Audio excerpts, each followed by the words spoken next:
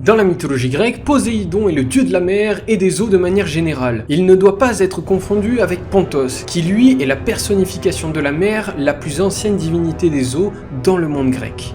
Le nom Poséidon signifie soit époux de la terre, soit seigneur de la terre selon les traductions. Bonjour à tous, j'espère que vous allez bien. Aujourd'hui on se retrouve pour parler du dieu le plus connu des marins et des grands navigateurs de ce monde. C'est lui qui accompagne dans leur périple tous les hommes avec un grand H qui osent s'aventurer en mer. C'est armé de son trident qu'il fait régner la paix sur les vastes océans de ce monde. Alors laisse-toi bercer par le bruit des vagues et viens avec moi au fond des abysses rencontrer dans sa demeure le dieu Poséidon.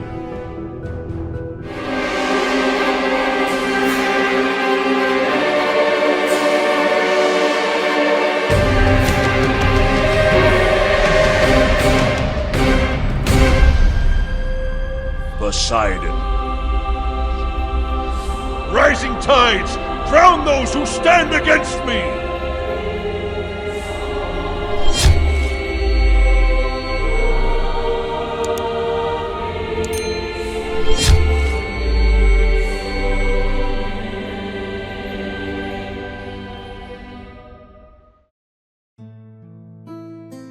Il est le fils de Cronos, dieu suprême de la deuxième génération des dieux, et de Rhea, déesse de la fertilité. Il a pour frère Zeus, chef des dieux de la troisième génération des Olympiens, et Hadès, maître des enfers. Il a trois sœurs, la déesse Déméter, la déesse Héra et la déesse Hestia.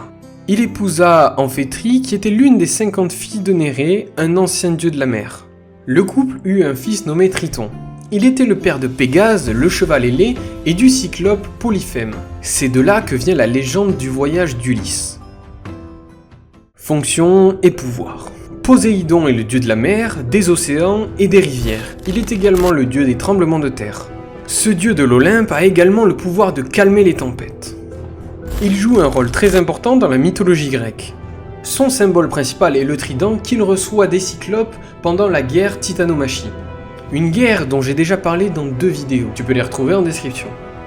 Il est aussi symbolisé par un dauphin et surtout par le cheval dont il est à l'origine le créateur.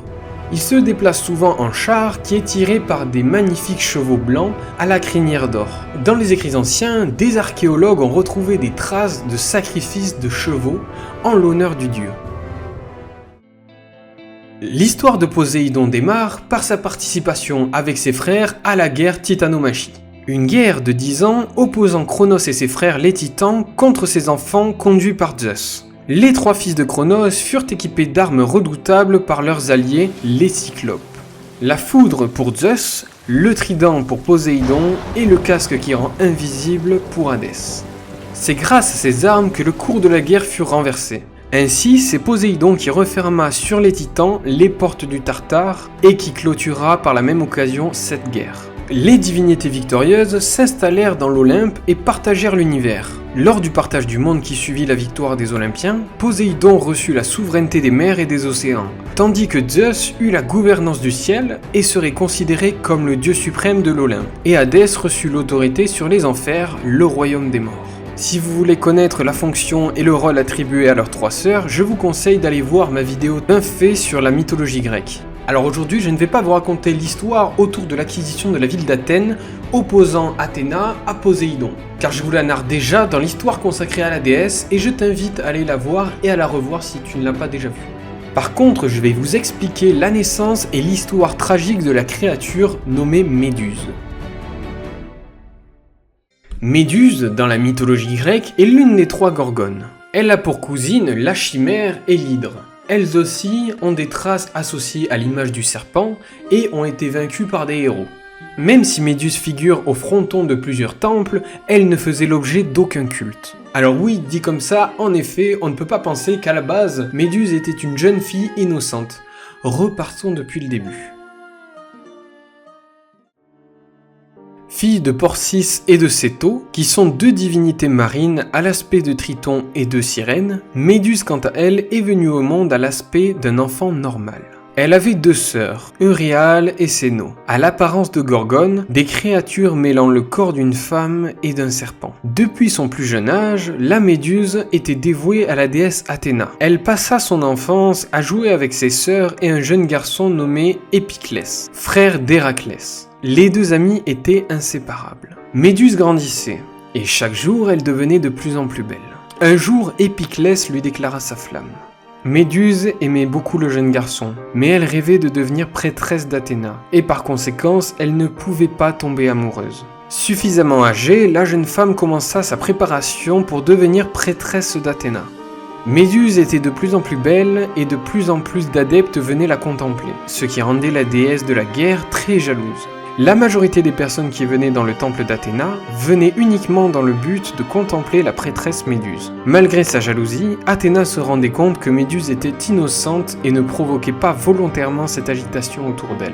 Pendant ce temps, sur le mont Olympe, Poséidon se rendait bien compte que la déesse Athéna, avec qui il était en rivalité, n'était pas sereine. Poséidon, dans sa défaite pour avoir la souveraineté d'Athènes, lui avait promis qu'il se vengerait. Il décida de ternir la réputation de la déesse en s'attaquant à sa disciple la plus exemplaire. Un jour que Méduse marchait au bord de la mer, Poséidon jaillit des flots. Il usa de son charme pour séduire la jeune prêtresse d'Athéna. La jeune fille, qui n'avait pas oublié ses vœux, rejeta les avances du dieu de la mer. Elle se débarrassa du dieu qui était insistant en lui écrasant sur la tête un vase, puis prit ses jambes à son cou et courut vers le temple. Poséidon la rattrapa. Il mit KO Épiclès qui tentait de s'interposer pour protéger son ami. Méduse, qui avait entre-temps réussi à rejoindre le temple, se mit à genoux devant la statue de la déesse et pria Athéna. Poséidon viola Méduse sur l'autel de la déesse. Puis, le dieu de la mer, satisfait de ses méfaits, quitta le temple et laissa la jeune fille au sol inerte. Athéna fit son apparition et blâma la jeune fille. Si tu n'étais pas aussi belle et aussi parfaite, tout ceci ne te serait pas arrivé. Mon temple serait resté exemplaire et mon honneur n'aurait pas été dégradé. La déesse métamorphosa la jeune fille en une créature hideuse et repoussante. Épiclès reprit ses esprits et se mit à la recherche de son ami. Il entendit une petite voix pleurer.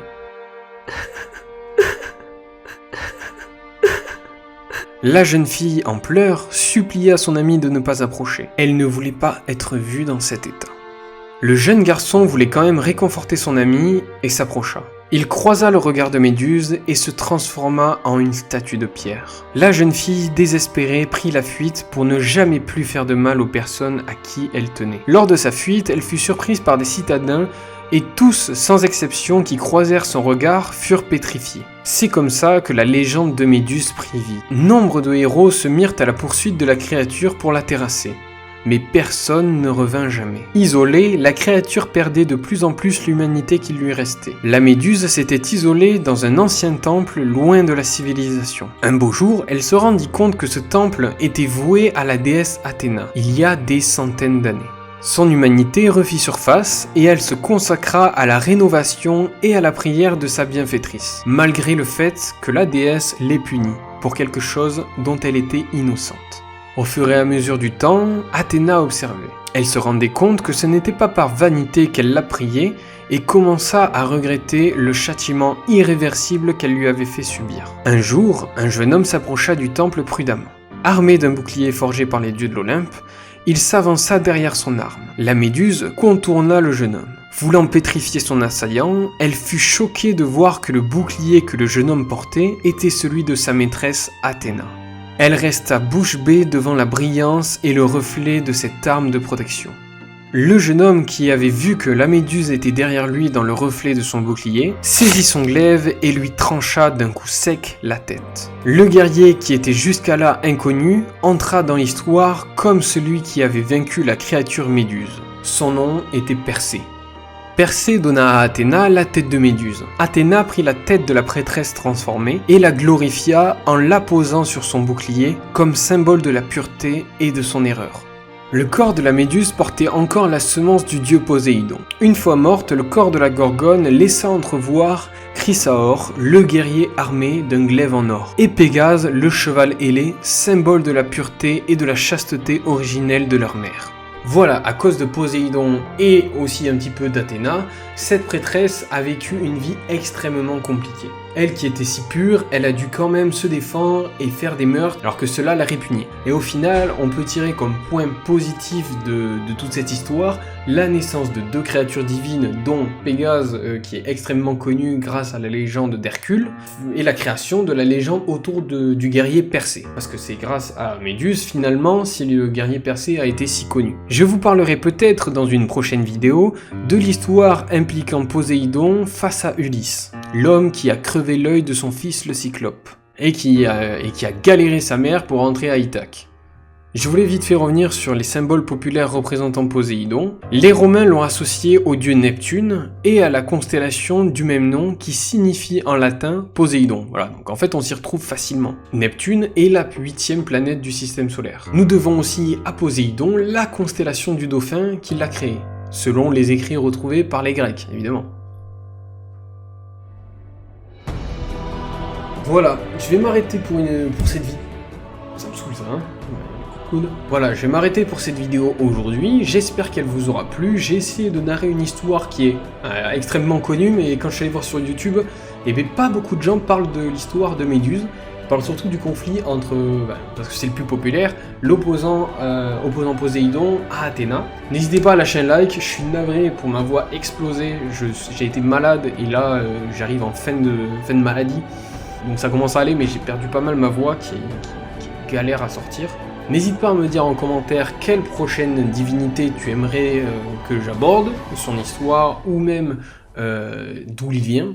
Et puis n'hésite pas à t'abonner et à activer la cloche, comme ça tu seras informé directement dès que je sortirai une nouvelle vidéo. Moi je te dis au revoir et on se retrouve pour une vidéo prochainement. Et puis si t'as pas vu la vidéo sur Azathoth, elle est extrêmement ultime. C'est un peu se la péter mais elle est extrêmement ultime quand même. Allez, ciao tout le monde. Générique libre de droit, libre de droit. Cette chanson est à moi, YouTube l'enlève pas. C'est libre de droit, libre de droit, libre de droit. Générique libre de droit, libre de droit. Cette chanson est à moi, YouTube l'enlève pas. C'est libre de droit, libre de droit, libre de droit. Générique libre de droit.